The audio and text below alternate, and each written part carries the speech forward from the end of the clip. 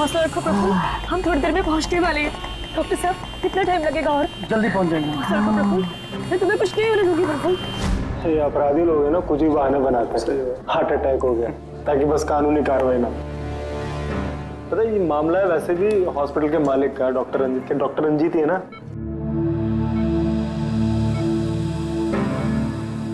Don't worry Sushila ji, operation के बाद दोनों ब्लॉकेजेस निकल जाएंगे। रंजीत जी, सिगरेट मंगवाऊं आपके लिए? देखिए, आपको मुझे वादा करना पड़ेगा कि इस ऑपरेशन के बाद आप सिगरेट पीना बिल्कुल छोड़ देंगे। Very good. डॉक्टर साहब देखिए ना, इन्हें सांस नहीं आ रही है।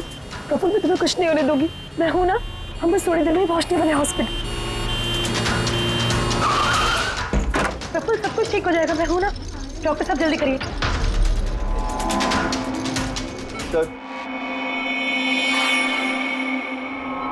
सर बाहर मीडिया वाले जाने को तैयार ही नहीं हो रहे। उनको लग रहा है ये सर्जरी, ये सब कुछ एक नाटक है। क्या? अच्छा तुम एक काम करो, पैथोलॉजी लैब असिस्टेंट संजीव से रंजीत जी की रिपोर्ट मंगवाओ। सर मैंने रिपोर्ट्स के लिए बोला हुआ है, बस वो आ ही रही है। देखिए आप लोग शांत हो जाइए। ये डॉक्टर कमलेश है और यही डॉक्टर रंजीत का ऑपरेशन करने वाले। डॉक्टर कमलेश, क्या ये हार्ट अटैक असली है या फिर इंक्वायरी से बचने का कोई नाटक? देखिए, मैंने डॉक्टर रंजीत को खुद चेक किया है। उनकी हालत बहुत ही नाजुक है। अगर उनका ऑपरेशन ऐन वक्त पे नहीं हुआ तो उनका बचना नामुमकिन। You understand that? लेकिन ऑर्गन ट्रांसप्लांट रैकेट में नाम आने के बाद ही ये हार्ट अटैक आया। तो ये कोई महज इत्तेफाक तो नहीं हो सकता। देखिए, हार्ट अटैक उस केस से पहले आया या उस केस के बाद में, ये मैं नहीं जानता। मैं बस इतना जानता हूँ कि यहाँ पे कोई नाटक, कोई ड्रामा नहीं चल रहा है। हम तो ये भी जानते हैं कि कई सालों से आप मिस्टर रंजीत के दोस्त भी हैं। आप लोग क्या कहने की कोशिश कर रहे हैं? हाँ, मिस्टर रंजीत और हम दोस्त हैं, करेक्ट। लेकिन मिस्टर रंजीत अगर किसी रैकेट में शामिल है या नहीं है तो उससे मेरा कोई लेना देना नहीं है। मैं बस इतना जानता हूँ कि यहाँ पर कोई नाटक नहीं चल रहा है, कोई ड्रामा नहीं चल रहा है। सर ये लीजिए। लाइए, ये देखिए, ये है उस बात का सबूत। ये है उनका लिपिड प्रोफाइल टेस्ट। देखिए, ये उनके कोलेस्ट्रॉल कफ के बढ़ते लेवल्स, ये उनके ट्राइग्लिसराइड्स। देखिए, ये है उनके दिल का स्कैन। ये देखिए, यहाँ पे साफ साफ दिख रहा है कि उनके जो दो मेन आर्टरीज है वो लगभग पूरी तरह से ब्लॉक हैं। उनका साफ होना बहुत जरूरी है। मैं बस वही करने की कोशिश कर रहा हूँ। कल सुबह उनका ऑपरेशन है और आप लोगों को जो भी सवाल पूछते हैं ना, उनके ऑपरेशन के बाद, उनके होश में आने के बाद उनसे पूछ ली। Thank you very much.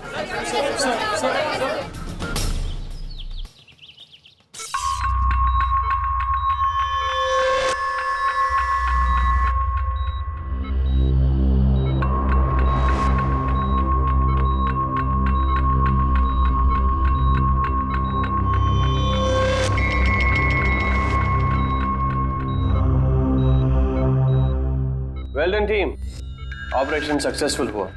अब सारे ब्लॉकेजेस क्लियर हैं और अब ये खतरे से भी बाहर है। विनीत, ड्रेसिंग में। जी sir.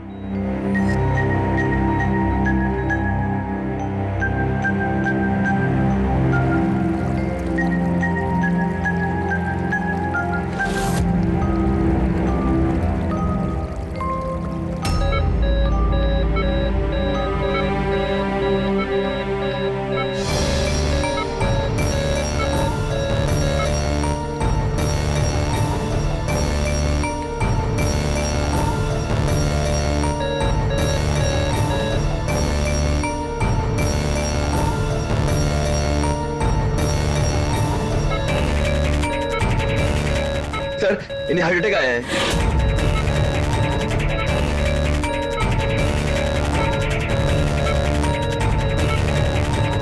Vineet, give him the injection right now. Oxygen check करो फास्ट।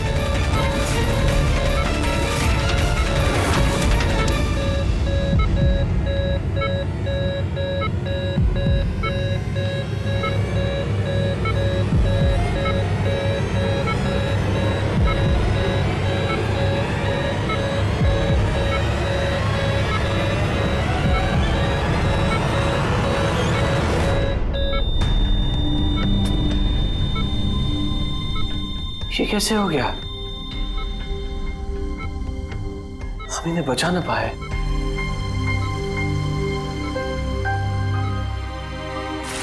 मौत नहीं ऑफिसर, मर्डर हुआ है।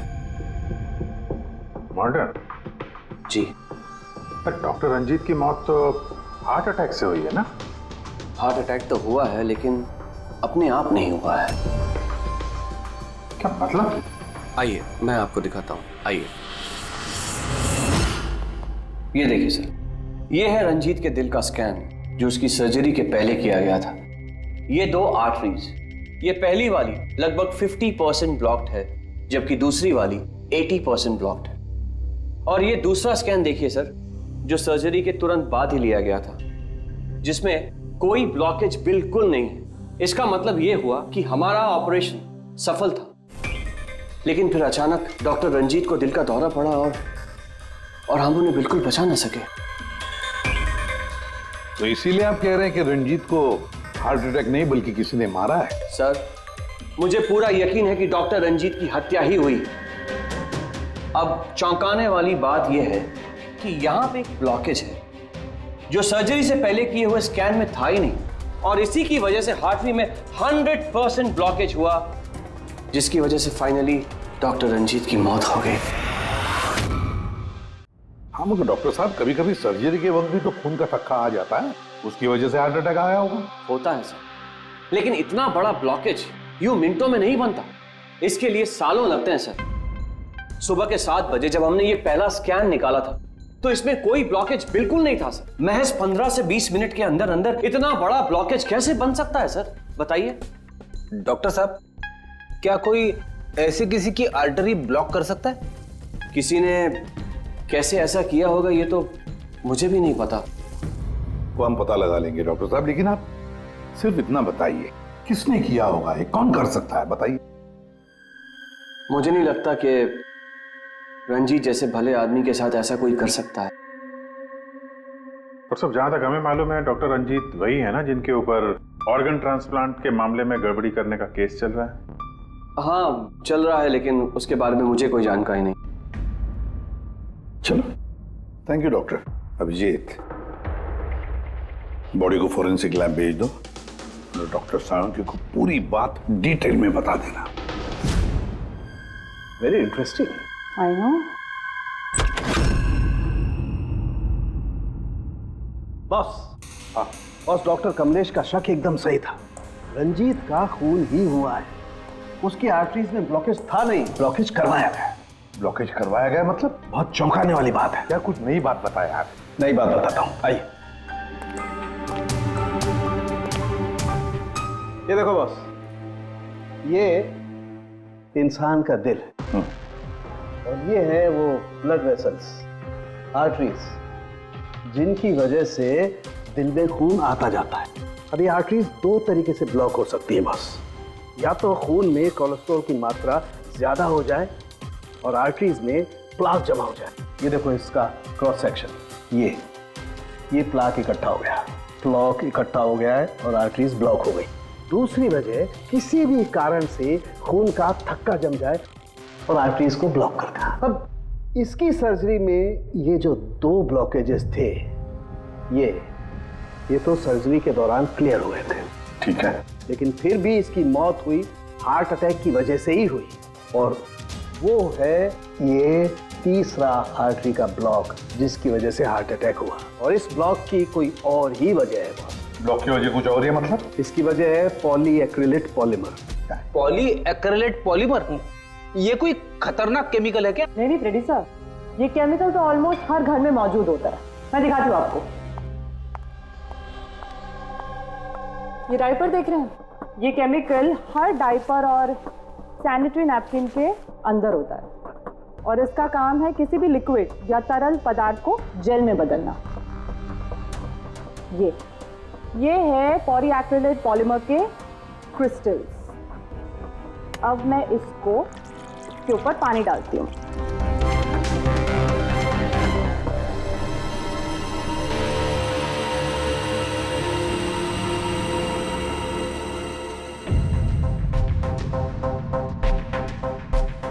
अरे ये तो जेल बन गया।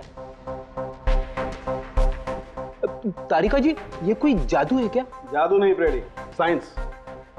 बॉस, इस केमिकल को वाटर लॉक भी कहते हैं। ये अपने से कई 100 गुना ज्यादा पानी को या किसी भी लिक्विड को अपने अंदर सोख लेता है। अच्छा, तो इसीलिए ये डायपर्स और सैनिटरी नैपकिन में इस्तेमाल होता है। और सर, रंजीत के आर्टरी के ऑटोप्सी में यही केमिकल मिला है। बॉस, ये केमिकल अपने आप तो उसकी आर्टरी में पहुंचेगा नहीं। हाँ, सर्जरी के वक्त ही गया होगा। ये केमिकल पॉलीएक्रिलेट पॉलीमर, जिसकी वजह से उसका खून जेल में बदल गया और उसने आर्टरी को ब्लॉक कर दिया और उसकी मौत हो गई। मगर नहीं, ऐसे नहीं हो सकता है साळुंखे। सर्जरी के वक्त ये पॉलीएक्रिलेट पॉलीमर उसके शरीर में डाला नहीं गया। अगर वैसे होता तो उसी वक्त, सर्जरी के वक्त उसका खून जेल में बदल जाता, ब्लॉकेज हो जाता और उसकी मौत हो जाती तुरंत। सर्जरी 2 घंटे तक चली और तो और सर्जरी कामयाब भी रही। 2 ब्लॉकेजेस थे, वो भी साफ हो गए, लेकिन ये तीसरा ब्लॉकेज बाद में आ गया। इसका मतलब है पॉलीएक्रिलेट पॉलीमर उसे बाद में दिया गया, सर्जरी के बाद में। और ये तो डॉक्टर कमलेश की टीम में से ही कोई दे सकता है। ऐसे किसी केमिकल का इस्तेमाल सर्जरी में तो नहीं होता सर। पता है हमें डॉक्टर साहब, ये पॉलीएक्रिलेट पॉलीमर सर्जरी में इस्तेमाल नहीं होता और इसीलिए हमें शक है कि किसी ने डॉक्टर रंजीत को जानबूझकर ये दिया है। और हमें शक है वो आप में से ही कोई एक है, आप में से ही कोई। ये आप क्या बोल रहे हैं सर? सर, ये हमारे बेस्ट डॉक्टर्स और नर्सेस की टीम है। यहाँ पे ये लोग कोई क्रिमिनल्स नहीं है सर। क्रिमिनल्स हमारे जैसे ही दिखते हैं, समझे आप? आसमान से नहीं टपकते। लेकिन सर, इस हॉस्पिटल से हमारा घर चलता है, हम हमारे मालिक को क्यों मारेंगे? और सर, डॉक्टर रंजीत से हमारी कोई दुश्मनी भी नहीं थी, तो उन्हें मारकर हमें क्या मिलेगा? डॉक्टर, आपने कहा कि केमिकल सर्जरी में नहीं इस्तेमाल किए जाते, लेकिन जो औजार, जो इंस्ट्रूमेंट्स सर्जरी में इस्तेमाल किए जाते वो, कहीं ऐसा तो नहीं किसी ने इस केमिकल को उन औजारों पे ही लगा दिया हो? ऑपरेशन के वक्त आप लोगों ने कौन कौन से इंस्ट्रूमेंट यूज किए थे? सर, सबसे पहले हमने एनेस्थीसिया यानी कि बेहोशी का इंजेक्शन दिया। बस एक नीडल, एक सिरिंज और एक इंजेक्शन ही यूज किया है। दरअसल ये चीजें बिल्कुल वैक्यूम पैक होती हैं। इनको सिर्फ और सिर्फ ऑपरेशन के वक्त ही खोला जाता है। मैंने डॉक्टर कमलेश को सेट दिया था और मैंने पूरी तरह चेक किया था, वो वैक्यूम पैक था। और हाँ सर, हमने दवाइयाँ और खून चढ़ाने के लिए कुछ ट्यूब्स का भी इस्तेमाल किया, जैसे कि IV ट्यूब्स, कैथीटर एटसेट्रा। ये सारी चीजें हम देखना चाहते हैं। एक सर्जरी में इस्तेमाल हुई चीजें हम दोबारा इस्तेमाल नहीं करते, उसको जला के नष्ट कर देते हैं। और वो सारी चीजें कल ही हमने भिजवा दी थी और अब तो सब ये। कहाँ पर है ये सारी चीजें? कहाँ डिस्ट्रॉय करते हैं आप लोग? सर, इंसिनरेटर रूम में। इंसिनरेटर रूम में? फ्रेडी, तारिका, जाओ जाकर देखो जल्दी।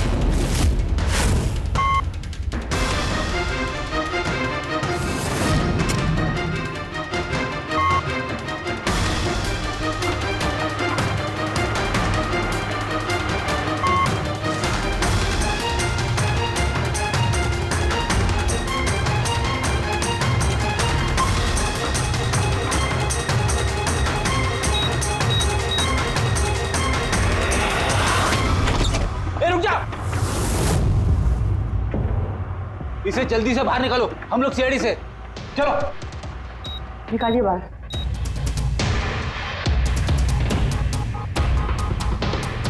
मैं इसे इमीडिएटली चेक करके आपको बताती हूँ। हाँ?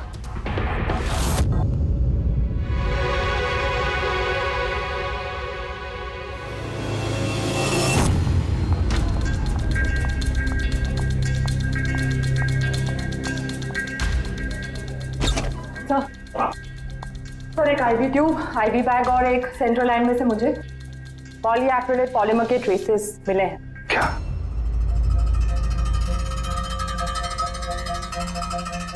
क्यों डॉक्टर साहब, किसने डॉक्टर रंजीत को IV ट्यूब और IV बैग लगाई थी? डॉक्टर नीतू ने।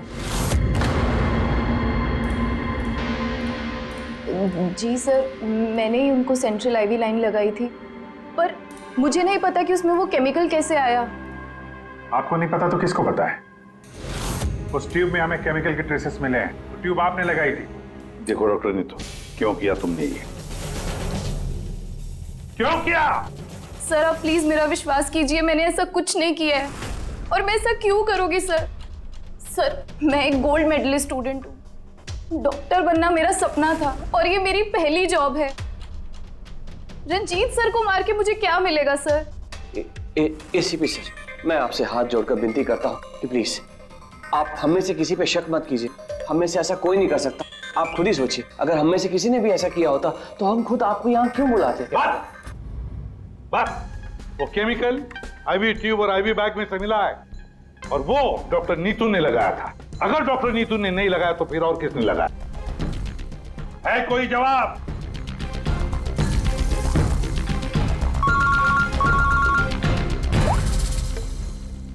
के क्या या साळुंखे, अभी अभी तक तो तू ये कह रहा था कि पॉलीएक्रिलेट पॉलीमर से कोई भी लिक्विड कुछ ही सेकंडों में जेल में कन्वर्ट होता है। अब तू कह रहा है कि डॉक्टर रंजीत की सर्जरी से पहले उसे ये पॉलीमर दिया गया था। कैसे? ये कैसे हो सकता है? हाँ? बॉस, जब मैंने रंजीत की ऑटोप्सी को और बारीकी से चेक किया तो मुझे पॉलीएक्रिलेट पॉलीमर के अलावा एक और केमिकल भी मिला। और एक केमिकल मिला? कौन सा? जेलेटिन। जेलेटिन तो घुल गया है, लेकिन उसके ट्रेसेस अभी भी बाकी हैं बॉस। यार तू कहना क्या चाहता है? मुझे आश्चर्य इस बात का है कि जेलेटिन आखिर उसके खून में गया तो गया कैसे? जेलेटिन, ये कैप्सूल का खोल जेलेटिन का बना होता है जिसमें दवाई भरी जाती है, और ये कैप्सूल शरीर में तब तक नहीं घुलता है जब तक वो अपनी जरूरी जगह पर नहीं पहुंच जाए, क्योंकि इस जेलेटिन को घुलने में थोड़ा वक्त लगता है। ये देखो, ये जेलेटिन का कैप्सूल ये हमने पानी में डाला, अब इसे घुलने में थोड़ा वक्त लगेगा। तो मतलब साळुंखे, तेरे कहने का मतलब है कि जिसने भी ये किया है उसने पॉलीएक्रिलेट पॉलीमर रंजीत के शरीर में इस कैप्सूल के जरिए डाल दिया। नहीं बॉस, कैप्सूल के जरिए नहीं, बल्कि उसने ये पॉलीएक्रिलेट पॉलीमर के छोटे छोटे क्रिस्टल्स को जेलेटिन में कोट कर दिया।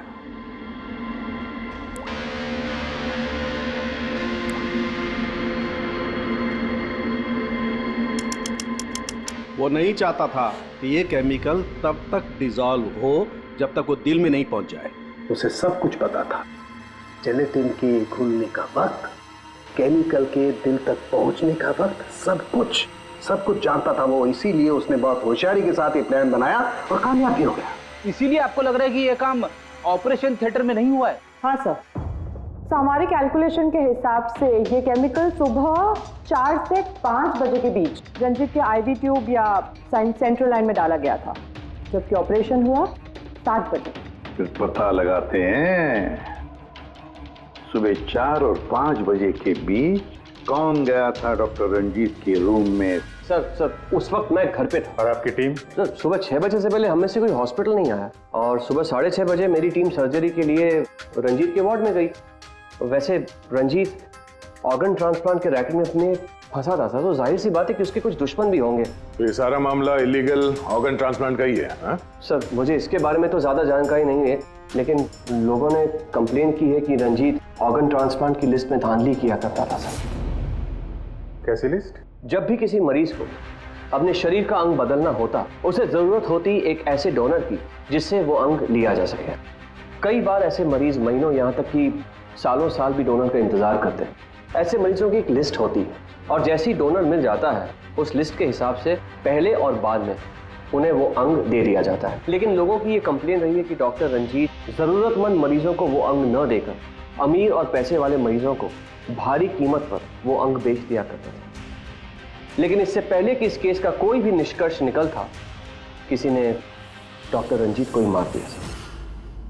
हॉस्पिटल में कल सुबह 4 और 5 बजे के बीच जितने भी लोग मौजूद थे उन सब से पूछताछ करते हैं। ऑपरेशन के पहले पूरे वक्त में उनके साथ थी। सर भाभी जी को कहीं जाना पड़ता था तो मैं और धर्म वहीं पे होते थे। रात को कौन था वहां पे? सर 12 बजे तक तो हम लोग भी थे, उसके बाद हम लोग चले गए थे। तो मैम रात को आप थी वहां पे? जी 4 से 5 बजे के बीच भी? जी हाँ, 4 और 5 के बीच में वही थी। इसे आप साबित क्या करना चाहते? मैंने मेरे पति को मारा है, मैं पत्नी हूँ उनकी। ऐसे समय में मैं उनके पास नहीं रहती तो कहाँ रहती? देखिए मैम, 4 से 5 बजे के बीच मिस्टर रंजीत की आईवी में वो केमिकल डाला गया, और अगर उस वक्त आप थी वहां पर तो जाहिर सी बात है कि आप ही ने किया। ये क्या कह रहे हैं आप? देखिए मेरे पति जैसे भी थे, वो उन पे कोई भी इल्जाम था, वो एक अच्छे पति थे, मेरे सब कुछ थे, और उन्हें मारने के लिए मेरे पास कोई वजह नहीं थी। देखिए, अगर आपने ये नहीं किया है तो जिसने भी ये किया है, या जो भी 4 से 5 बजे के बीच वहां पर आया था, आपने उसे देखा तो होगा ही। मैंने घड़ी तो नहीं देखी थी, लेकिन लगभग उसी वक्त वार्ड में एक डॉक्टर आया था। मैं उनका चेहरा नहीं देख पाई क्योंकि चेहरे पर मास्क था। क्या हुआ डॉक्टर? सब ठीक है ना? इनका सीआरपी रिपोर्ट नॉर्मल है। डॉक्टर आप कुछ बोल क्यों नहीं रहे? कोई चिंता वाली बात तो नहीं है ना? डॉक्टर डॉक्टर ये 4 से 5 बजे के बीच मिस्टर रंजीत को जो आईवी बैग लगा हुआ था, वो किसने लगाया था? सर मैंने रात को 12 बजे लगाया था, वो सुबह तक चल रहा था। सर, हो सकता है आईवी बैग्स बदल दिए गए हो। ये आईवी बैग्स आप लोग रखते कहाँ हैं, और कौन कौन जा सकता है वहां पर? सर स्टोर रूम में रखते हैं और वहां पर सभी लोग आ जा सकते हैं। उस वक्त हॉस्पिटल में कितने लोग थे? सर बहुत सारे लोग थे, लेकिन रंजीत सर को जिस वार्ड में रखा गया था वो स्पेशल वार्ड था और वहां पर कोई आ नहीं सकता था। वो सिर्फ उसी मंजिल के लोग वहां पे जा सकते थे, जैसे कि पैथोलॉजी स्टाफ, नर्स, डॉक्टर्स और मरीज और उनके रिश्तेदार। और डॉक्टर तेज, आप ड्यूटी पर थे वहाँ? जी हाँ, लेकिन सर सुबह 4 और 5 बजे के बीच में मैं मिस्टर रंजीत के रूम में गया ही नहीं था सर। ना ही मैंने कोई सर्जरी वाला मास्क लगा रखा था। अगर आप मास्क पहनकर वहां नहीं गए थे तो फिर वो कौन है जो मास्क पहनकर डॉक्टर के भेस में वहां गया और रंजीत की हत्या की?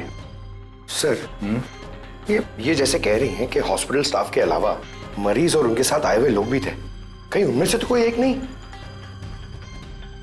चलो देखते हैं। आइए डॉक्टर साहब।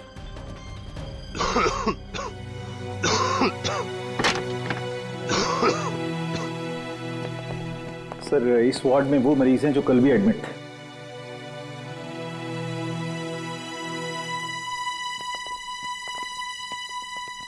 हम इनसे कुछ सवाल पूछ सकते हैं? पूछ सकते हैं सर, लेकिन इनमें से कोई भी ऐसा नहीं है जो खुद चलकर उस वार्ड तक जा सके। खुद नहीं जा सकता, लेकिन कोई तो होगा जिसने उस खूनी को देखा हो। सर इनमें से 2 मरीज ऐसे हैं जिनकी सर्जरी हुई और बाकी सब इस हालत में नहीं है कि उठकर इस वार्ड से बाहर निकले।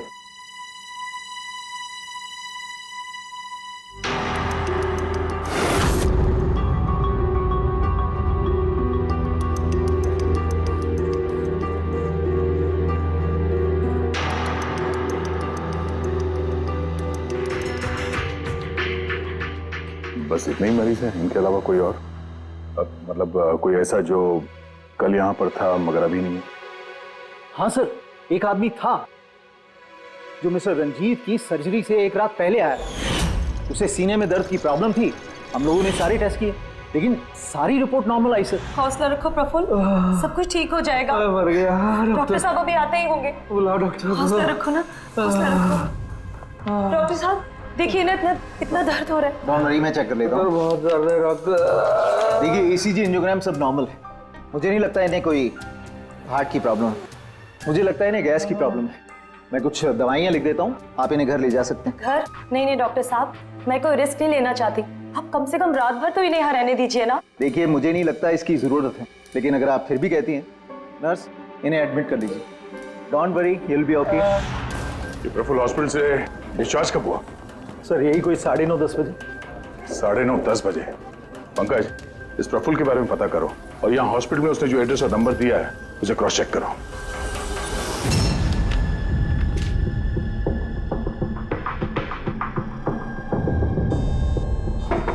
सर हाँ पंकज, प्रफुल्ल के बारे में कुछ पता चला? नहीं सर। नहीं सर, हॉस्पिटल में प्रफुल्ल ने जितनी भी डिटेल्स लिखाई थी सर, सब गलत थी। और प्लस उसने पेमेंट भी कैश में की थी सर। मगर ये वार्ड बॉय सर, ये वार्ड बॉय एम्बुलेंस में प्रफुल्ल को हॉस्पिटल लेके गया था सर। कहाँ से उठाया था उसको? मलाड से साहब, मैं उसकी वाइफ को जानता हूँ। मैं वाइफ को जानते हो? कैसे? वो पीकॉक बार की 1 नंबर डांसर चेरी है। अच्छा। और मैं उसका फैन नंबर 1 साल से रेगुलर हर हफ्ते वहां जाता था, खाली उसी के वास्ते। अपने को वो कभी देखी ही नहीं। और उस दिन एम्बुलेंस में कितने प्यार से अपने पति का टेक केयर कर रही थी। कसम से जान जल रही थी मेरी। ये देखकर मेरा दिल टूट गया।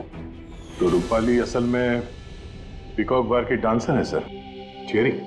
रूपाली, पीकॉक बार की डांसर रूपाली।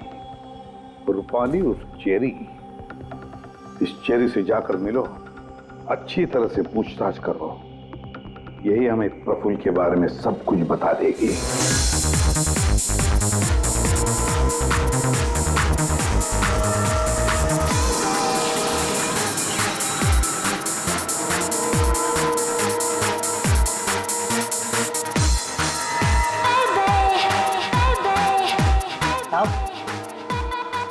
अपनी चेरी आज तो खुश दिख रही है। चेरी को छोड़, वो आदमी कहाँ है?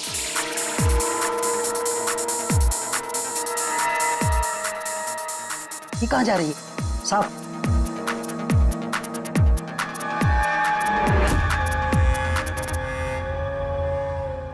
साहब, यही है चेरी का मर्द। ये है?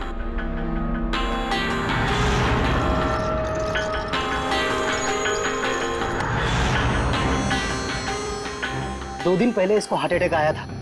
इसमें बैठ कर रोमांस कर रहा है।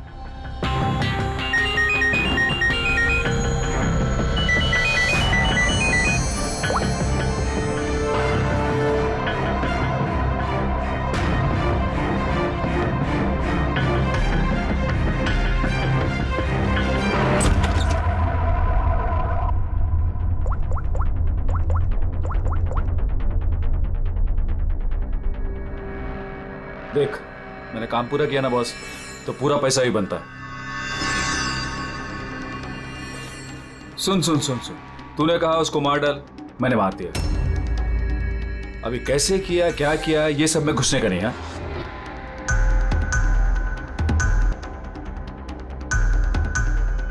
देख देख देख देख, अभी मेरे को ये बता, मेरे को पैसा लेने किधर आने का है बस, ठीक है? कल सुबह 10 बजे, ठीक है?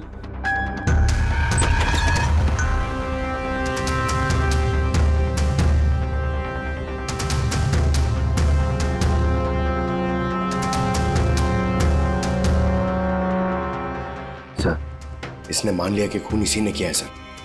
अपने बॉस से फोन पे बात कर रहा था कुछ पैसे की लेन देन के लिए, और कल सुबह उससे मिलने वाला है सर। अभी पकड़ लिया इसे? नहीं नहीं, अभी नहीं। ये अपने बॉस से मिलेगा और हम लोग भी मिल लेंगे इसके बॉस से। पता तो चले असली खिलाड़ी कौन है।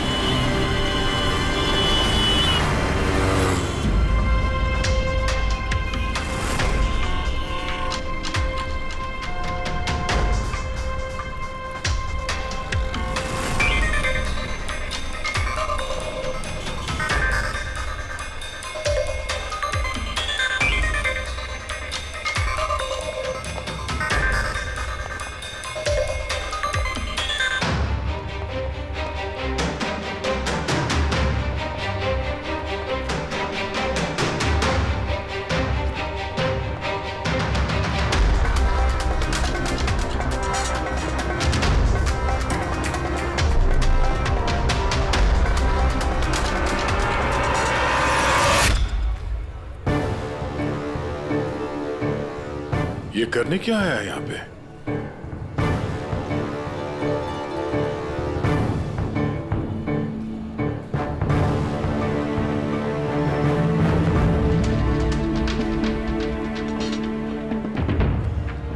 यहाँ क्या करना था?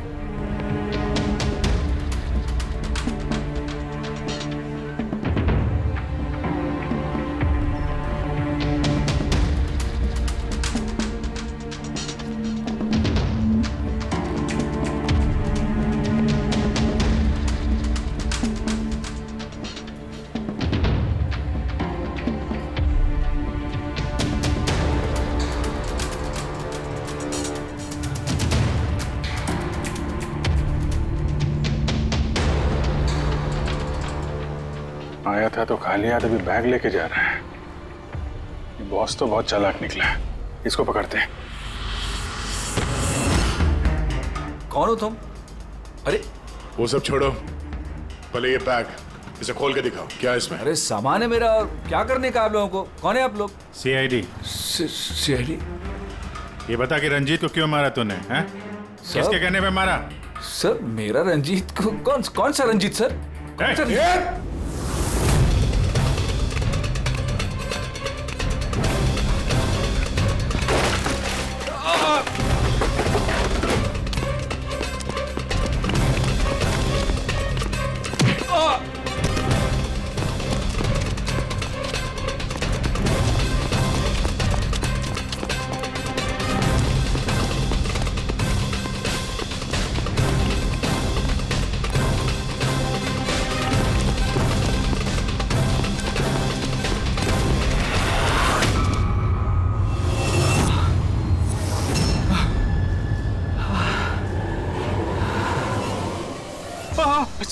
सर मैंने कुछ नहीं किया सर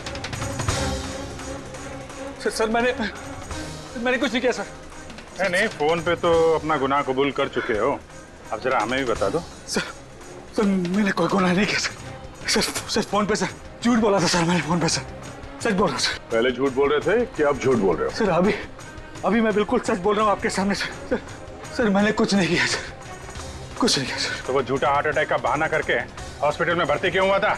सर मैं उधर जमा जरूर हुआ था सर, उसको मारने के लिए जमा हुआ था सर, लेकिन सर वो मेरे मारने से पहले ही मर गया सर। मर गया? हमें अच्छी तरीके से पता है कि रंजीत के खून में वो जिलेटिन कोटेड केमिकल तुमने मिलाया था, पॉलीएक्रिलेट पॉलीमर। क्या साहब, क्या बोला साहब? सर क्या बोल रहे हो सर? इतनी बड़ा नाम अगर याद कर पाता सर तो मैं डॉक्टर नहीं बनाता सर। मैं ना सर 8वीं फेल हूँ सर, 8वीं फेल सर। ये किलोमीटर पॉली क्या बोल रहे हो साहब, मेरे को नहीं मालूम है सर।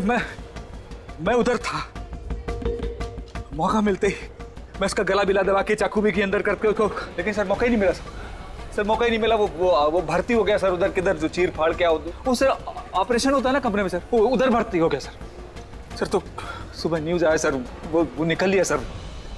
सच बोल रहा हूँ सर, नहीं तो मेरी चेरी से पूछ लो सर। अच्छा, तो फिर ये इतने सारे पैसे और वो फोन कॉल? सर मेरे को एक आदमी ने फोन करके कहा वो मेरे को पैसा देगा, आधा काम होने से पहले पैसा देगा और आधा काम होने के बाद सर। लेकिन वो मेरे मारने से पहले ही सर खुद ही मर गया सर। वो तो मेरे को लगा सर काय को अपना नुकसान करूं मैं सर, मैंने पार्टी को झूठ बोला सर। झूठ? हाँ, हॉस्पिटल में 4 से 5 बजे के बीच रंजीत के कमरे में तुम ही गए थे ना, डॉक्टर के भेस में? सर गया था सर पूरी रात लोगों का आना जाना चालू था सर उधर। सुबह 4-5 बजे सर थोड़ा शांति माहौल हुआ सर, तो मैं डॉक्टर का वो इधर लगाते सर मास्क और कोट बीट पहन के सर गया सर। मैं जैसे ही इसको मारने वाला था ना उधर आंटी चक गई सर। क्या बात है डॉक्टर? मेरे को असली का डॉक्टर समझे, मेरे से सवाल जवाब करने लगा। मैं डर गया सर, मैं क्या जवाब देता सर उसको, तो मैं वहां से भाग गया। सच बोल रहा हूँ सर, मैं भाग गया वहां से। वो कॉन्ट्रैक्ट किसने दिया था तुझे? सर मेरे को उसका नाम पता नहीं मालूम है सर। कोई क्या सर प्राइवेट नंबर कुछ सर ऐसा किसी से फोन करता है सर। वो पहले भी उसने यही ऐसे ही पैसा दिया था सर, और ये वाला भी सर ऐसे ही। जो सर सच बोल रहा हूँ सर सच बोल रहा हूँ सर। आप लोगों ने मुझे यहाँ पे क्यों बुलाया सर? प्रफुल्ल को जानते हो? प्रफुल्ल? कौन प्रफुल्ल? प्रफुल्ल? अरे हाँ, तुम तो उसे जानते नहीं, तुमने उसे कभी देखा भी नहीं, तुमने तो सिर्फ उसके साथ फोन पर ही बात की। आप लोग क्या करें, मुझे कुछ समझ में नहीं आ रहा सर। कोई बात नहीं, हम याद दिलाते हैं।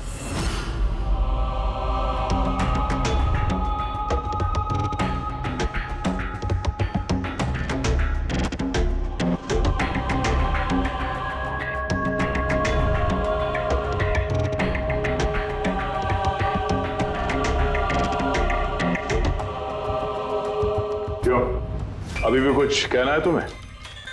तो गगन जी बताइए, अभी क्यों मारना चाहते थे तुम रंजीत को? बताओ जल्दी।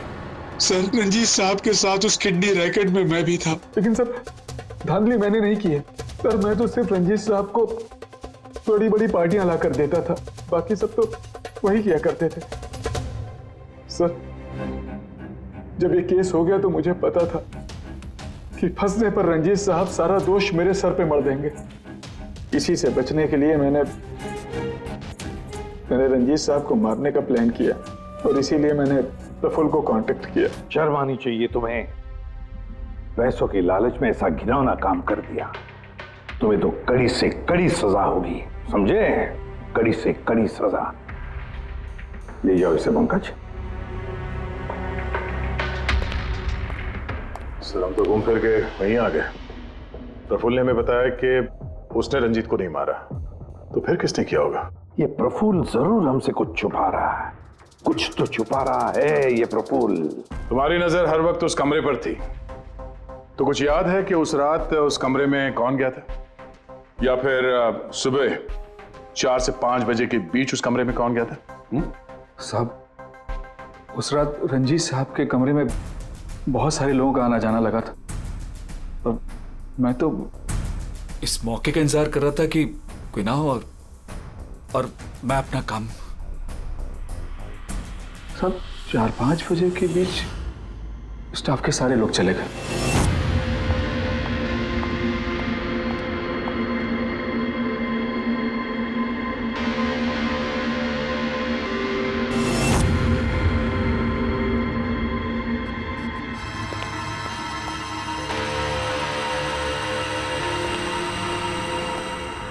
मतलब दया, अभिजीत, खूनी वही है।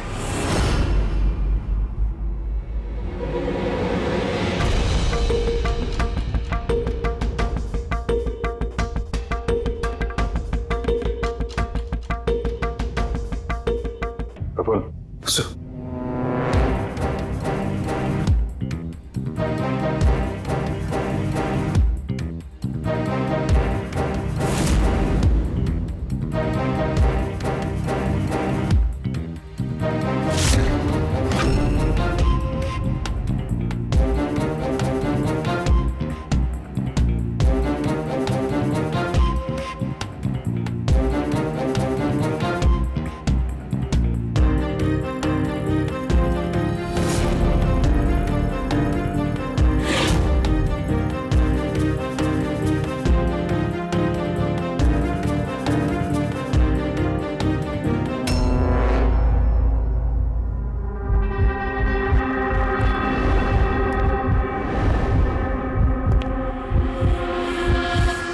Pathology lab assistant Sanjeev.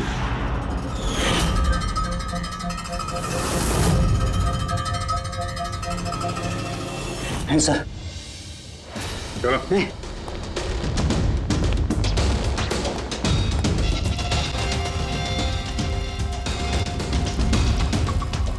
बताओ सब कुछ, सच सच बताओ जल्दी। हाँ सर, ये सब कुछ मैंने ही किया है। मैंने उस पॉलीमर को वो सेंट्रल लाइन में डाला था ताकि वो मर भी जाए और किसी को शक तक ना हो।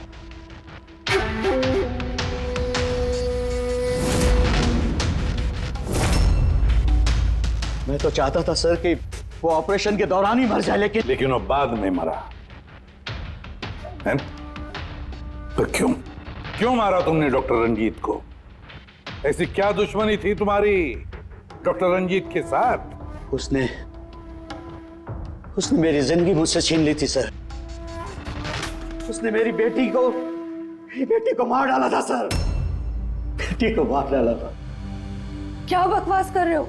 रंजीत कभी किसी का खून नहीं कर सकते। ऐसा मुझे भी लगा था। मैंने 15 साल इस अस्पताल में ईमानदारी से सेवा की और अचानक एक दिन मुझे पता चलता है कि मेरी बेटी का बॉडी ऑर्गन फेल हो गया है। उसकी जिंदगी के लिए नया बॉडी ऑर्गन का मिलना बहुत जरूरी था सर, और वो मिला भी। एक डोनर मिला सर, और कुछ ही दिनों में उससे नया बॉडी ऑर्गन डालने वाले थे। उसे नई जिंदगी मिलने वाली थी सर, नई जिंदगी। मैं खुशी से पागल था सर, खुशी से पागल हो गया था। सारी तैयारियां हो चुकी थी इसी अस्पताल में सर। ऑपरेशन भी होने वाला था, लेकिन मुझसे और इंतजार करने को कहा गया। वो नन्ही सी जानती कब तक इंतजार करती सर, वो तो चली गई, मुझे छोड़ के चली गई सर। फिर मैंने एक दिन ऑफिस में उसका केस पेपर देखा सर।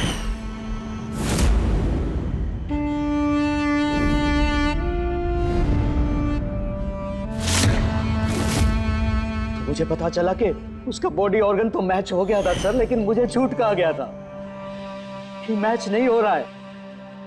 झूठ कहा गया था सर, उसे चंद पैसों के लिए किसी और को दे दिया गया था सर, सिर्फ अच्छे पैसों के लिए, कुछ ज्यादा पैसों के लिए। मेरी बेटी मुझसे चली गई सर, मुझे छोड़कर चली गई। और सर उसी दिन मैंने कसम खा ली थी कि जिस दिन मौका मिलेगा मैं छोड़ूंगा नहीं, मैं बदला तो लेके रहूंगा सर, कसम खाई थी मैंने। क्या फायदा हुआ? क्या तुम्हारी बेटी तुम्हें वापस मिल गई? बदले की आग में तुमने एक जान ले ली और खुद बन गए सजा के हकदार। कानून तुम्हें माफ नहीं करेगा, तुम्हें कड़ी से कड़ी सजा होगी।